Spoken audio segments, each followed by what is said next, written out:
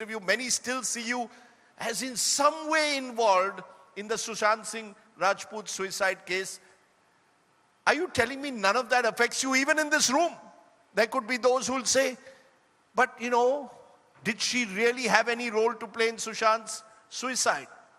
How do you respond? Can you really shut it all out?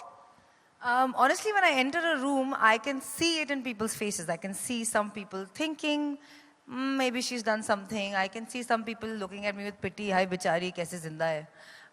And I can see some people feeling like, oh, we're rooting for her. She should go forward in her life.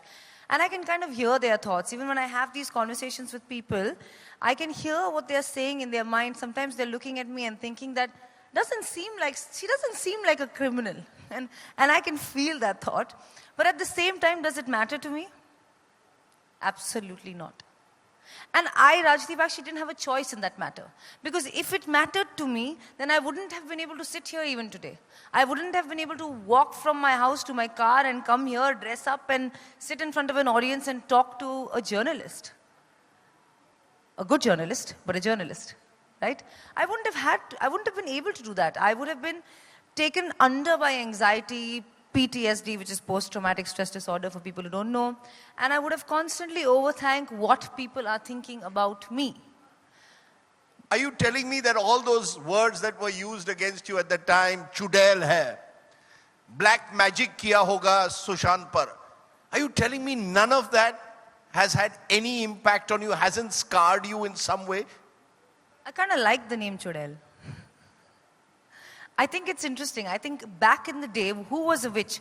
A witch was a woman who did not subscribe to the patriarchal society or had her own way or had her own opinion that was against the popular opinion of men and patriarchal societies back then. Maybe I am that person. Maybe I am a Chudail. Maybe I know how to do black magic. Who knows? Because you're wearing this jacket, Smash the Patriarchy. And I want to play a visual of when you were first called by the by the NCB, the Narcotics Control Bureau, and you wore a shirt saying, violets are blue, roses are red, let's smash patriarchy, me and you. You saw this as a patriarchal mindset, that she must be the evil woman who in some way must have poisoned this wonderful young man. Is that how you saw it? It is how it was. It is how it is. In our society, unfortunately, even today, if some man is successful and he gets married and then his success ratio drops, they're like, देखो जब से ये इसकी जिंदगी में आई है, इसका career खराब हो गया है.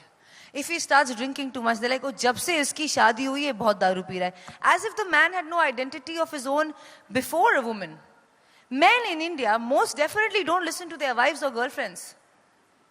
Please, they don't.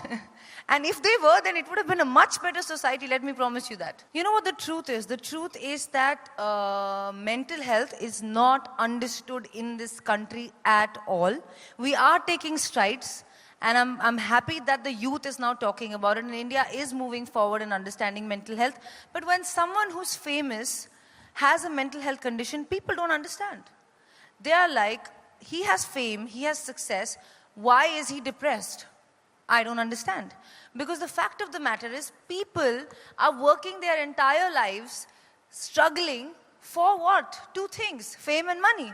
So when they have somebody who has fame and money, but one second, he's depressed, so मैं ये क्यों कर रहा हूँ या मैं ये क्यों कर रही हूँ?